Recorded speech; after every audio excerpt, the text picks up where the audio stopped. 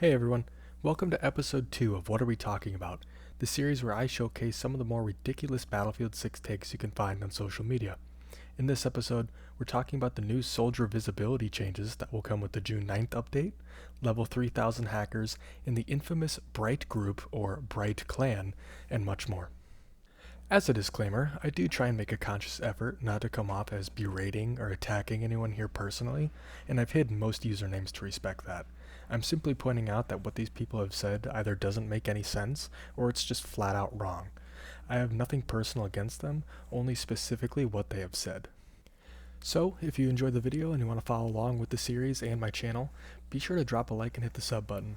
As a small channel, any support is greatly appreciated. First up, we've got a post from good ol' Reddit.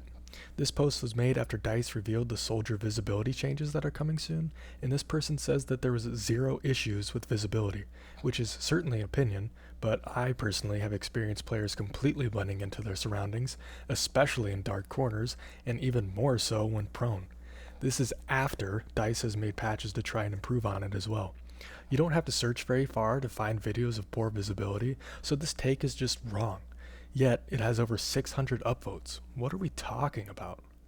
Someone replied and said, what's the point in camo if people complain about not noticing someone, especially while they jump and slide everywhere? While a second reply says, if you want to see people better, slow down and stop jumping and sliding everywhere. What is this obsession with people jumping and sliding? And who convinced them that simply moving is a hindrance to your ability to see people? The camera doesn't have any effects just because you jump or slide. This doesn't make any logical sense whatsoever. They're acting as if sliding makes the screen shake uncontrollably, and that's the true problem with visibility, not the fundamental aspect of lighting and how it interacts with character models. Okay, so seriously, I want to know who put this idea out there first, because there's no way that that is somebody's original thought. Like, what? Next, we've got a post on Twitter that includes a screenshot of actually an acquaintance of mine who must have killed someone in the Little Bird, and they got so triggered by seeing their level that they had to go on Twitter and make a post about it. Someone quoted it and said, "Battlefield pilots being jobless," then of course followed by a slur, "a timeless classic." Okay, so first, I think I need to make a video dissecting the amount of hate vehicle players get in BF6 simply for just playing the game. Vehicles have always been a part of Battlefield, but this new generation seems to have a zero tolerance policy for anybody that uses them. One of the replies says they blocked Dale Birdhart, fire name by the way, and this is a huge misconception that is simply false. Blocking players in BF6 doesn't mean you won't get into a game with them ever again, it just means you won't see anything they say in chat, or they can't message you, etc. It has nothing to do with matchmaking, and I don't know where that originated, but I see it all the time. Another says, dude is a hacker. Seen him before using wall hacks in the heli. Let me lay this on you nice and easy, bro. No, you haven't. You just convinced yourself they're hacking because you can't fathom somebody being a good pilot. Keep in mind as I read this to you, it has 40 likes, okay? 40 people agreed with this. DICE only bans low-level cheaters. The big ones stream, so they let it slide. What are we talking about, bro? He's dead serious, too. This next one is super weird. I don't even know what to make of this. There was a video going around of an Easter egg on Golmud with a UFO, but it turned out being fake. And this person, I don't even know if they play Battlefield or not, but they said it's an agenda and false narrative about alien disclosure and a partial distraction from Epstein. This is a certified what are we talking about moment because like, what are you on, man? Chill out a little bit, alright? Everything's gonna be okay, I promise, okay? You know, after looking at this a little bit longer, I decided to contact my insiders who have closely monitored the situation, and I've come to the conclusion that this guy is 100% valid. No further questions at this time, please. Here's what I'm going to throw at you real quick. This guy claims that the attack heli moves faster on PC than it does on console. Like, are you trying to say that the game fundamentally behaves differently depending on what platform you're on? Because that's what it looks like. All you have to do is ask yourself, why would they do that? Wouldn't that be a blatantly obvious advantage to PC players? And then you'd hopefully come to the conclusion that you're just being ridiculous. Moving on to another topic, this Reddit demon says the Iglis sucks, and it would be much more useful if it didn't self-destruct when it gets flared, or if it ignored below radar. Okay, so what do you want the missile to do when a pilot flares? Do you want it to still hit them? Because the whole point of flaring is to make the missile not hit the aircraft. So I really struggle to see the other option that you have in mind. Never mind the fact that flares in the Eagle are completely bugged, and there's already a good chance that it's gonna ignore flares anyway. What more do you want? As for below radar, that's the only thing besides natural cover that's keeping aircraft from being locked 24/7. Do you want aircraft to be part of the game, or would you rather them just be sitting behind rocks and buildings for entire matches? Because as soon as they peek out, they would be perma-locked no matter where they go.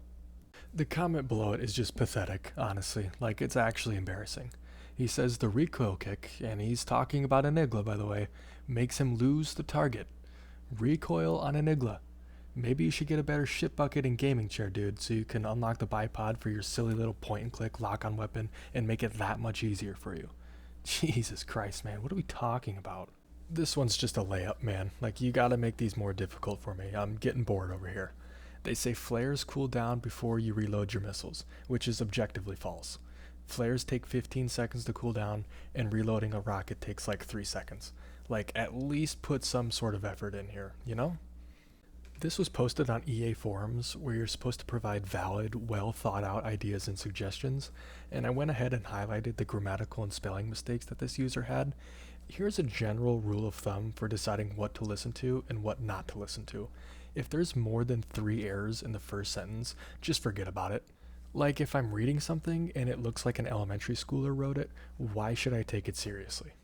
Also, with the theme of anti-air launchers, this individual says you should get points for getting the aircraft to use flares. So you're telling me you want to be awarded points for an action that goes directly against you. You want points for being countered. That's like saying you should get points for shooting someone and then they go and put down a support bag and heal themselves. Also, I feel obligated to mention the wild self-report at the end there. Insane is a great way to put it. What's the old saying? Doing the same thing over and over while expecting a different result is insanity. Like, I don't know, maybe try a different method? Now here's the meat and potatoes of this episode. Take a look at this EA forums post and notice the use of the term bright group. Believe it or not, there's people who play this game and think that anonymous mode is a group of players all working together almost like a clan. It's become a meme within my friend group at this point, and it's pretty unbelievable how often I see stuff like this. Like, this can't be real, man. I'll be the first to admit, the first time I played this game, I was confused about it too, and then I thought about it and realized there must be some setting where you can hide your real ID from other players, which is why when you see the names that appear as Bright Error or Anyhawk or Blue Shark, they're all different levels. It's not the same players, it's not hacking, it's not a clan, it's a basic setting in the game. It's wild to think that there's some people who can't put 2 and 2 together like this. They're just making it more complicated than it needs to be, doing crazy mental gymnastics and thinking there's an endless battalion of players all running the same style of name. Some have said that they're bots, and they stand by that statement despite bots having clearly indicated icons next to their names. Anyway, I hope you enjoyed this little montage I put together of similar comments.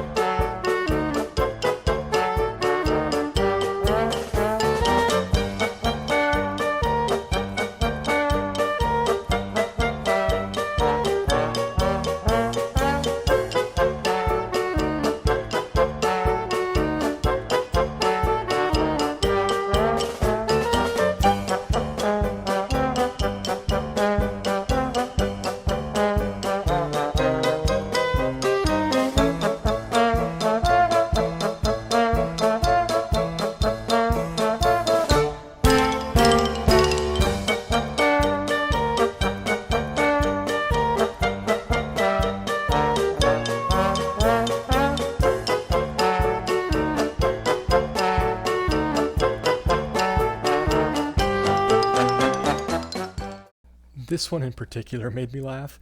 The very top line says, "I can't report anymore," which has to mean they reported for everything you can possibly report someone for: harassment, abusive text chat, cheating, and an offensive player name. I just like to imagine players who report anyone who they think is cheating just running around like that SpongeBob episode where he forgets his own name and it's just chaos. Well, that concludes episode 2 of What Are We Talking About? Again, if you enjoyed the video, please leave a like and hit the sub button. It really does go a long way. If you want to shit on my takes, follow me on X, where I occasionally post some bits and pieces of my own thoughts on BF6. The link for that is in the description. A reminder that I'm not doom scrolling social media all day to find this stuff. I find it all organically, but if you have anything you've seen that you'd like me to include in this series, send it to me on X and I'll try and fit it into the next video. A big thanks to Noel, Chris, and the rest of the infamous Bright group for sending me some of the stuff I've used for this episode. Thank you so much for watching, and I'll catch you guys on the next one. Take care.